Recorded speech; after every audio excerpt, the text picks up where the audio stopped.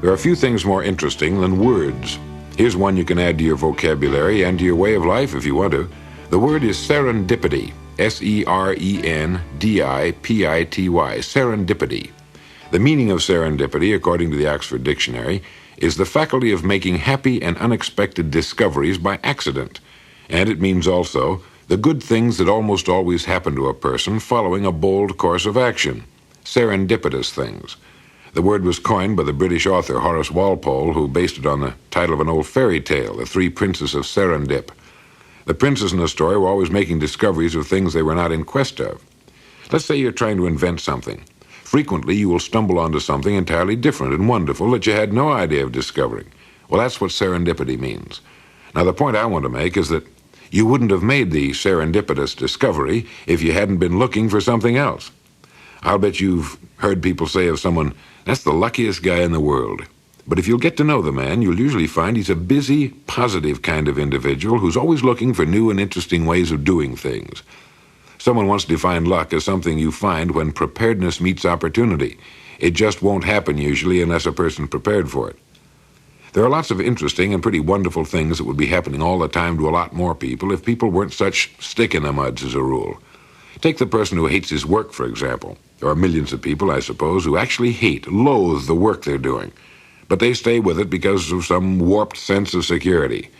Now, if they'd find out what it is they really love to do and prepare themselves for it, they could cut loose from what they're doing now, and the minute they do, this word serendipity comes into action, the good things that happen to a person following a bold, positive course of action. It's frequently found that a lot of boredom and frustration in our work comes from not knowing enough about it. You'd be surprised at the number of people who know only their own job, and that in a limited way, and who have no idea what's going on in the rest of their business. Frequently, a person in any given line of work can find interest, challenge, and just the job he's looking for right in his own business or industry if he's just taken the time to find out more about it. One of the greatest explorers who ever lived, Captain James Cook, began as an ordinary seaman. In 4 years, he had learned enough to become a master of his own ship, and later made the discoveries that, of course, made him famous. A happy, successful, serendipitous life, beginning as a common seaman.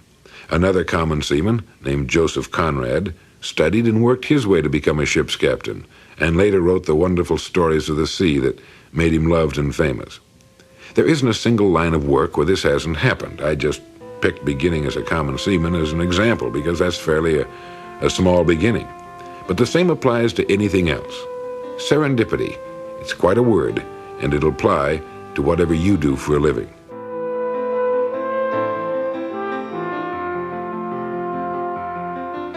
Some time back, I was in San Diego for a meeting, and I met a wonderful young couple who'd been married only a few days. Handsome, young, intelligent. Well, it was a pleasure to see them together. After the meeting, they drove me back to my hotel in Mission Bay, and we got to talking about marriage. I mentioned to them what H.L. Mencken had said to reporters who asked him what he thought the secret to a happy marriage was. They had probably expected one of his devastating, iconoclastic comments, but his reply simply was courtesy. There's the secret to happiness in marriage. I'm convinced of it. No matter how you turn that word, it comes out winning. The young couple was thoughtful, and they agreed with me. Courtship, marriage, should have its foundation on love and mutual respect, but the years ahead, a lifetime together, will depend upon that word Mencken passed along as the secret of a happy marriage: courtesy. If a man and woman will be courteous to each other, they'll never take each other for granted. Their marriage will never become dull and common and stale. Courtesy is the thing that keeps a love fresh and alive. It's a strange thing, but if there's one person on the face of the earth you should show courtesy to, it should be the person to whom you're married. That person before anyone else. And yet, well, you know as well as I do that in all too many homes, that's the last person to be treated with courtesy, thoughtfulness, and respect. It takes thought and work to be courteous every day to the person you're married to, and that's exactly what makes a marriage work: thoughtfulness and working at it. People often think there's some kind of mystery to a really great and successful marriage. There's no mystery at all. Everything operates on the same law, cause and effect. The yard around your house will reflect exactly the care you're giving it. It can return to you in beauty and abundance no more than you put into it. It's impossible. It's the same with a job, a business, a human life, a marriage, with everything. No secret, no mystery. You can tell exactly, precisely, what people are putting into a marriage by observing what the marriage is returning to them. And the most important ingredient is courtesy. How do you feel toward anyone who treats you with courtesy and respect? You like that person, and you like to be around him. And when this same common sense is applied to the one person on earth you've decided to spend your life with, it takes on whole worlds of new meaning and builds a foundation of solid rock under the love you have for each other. The children grow up taking courtesy as a matter of course. They see the fine and gentle way their parents treat each other, and they'll know how to treat their partners someday. Courtesy, one word in the English language that can make of a marriage a thing of warmth and beauty if it's there, or a living hell if it isn't.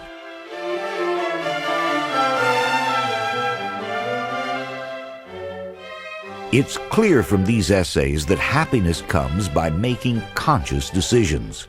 We must decide to behave in ways that will create the kind of life we want to live. Whether it means actively pursuing a goal or making an effort to show courtesy to our spouses, the results are the same. It will bring happiness. One of Earl's favorite poets was Tagore. Here are a few short lines that capsulize this part of our discussion. I slept and dreamt that life was joy.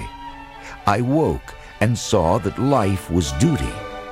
I acted, and behold, duty was joy.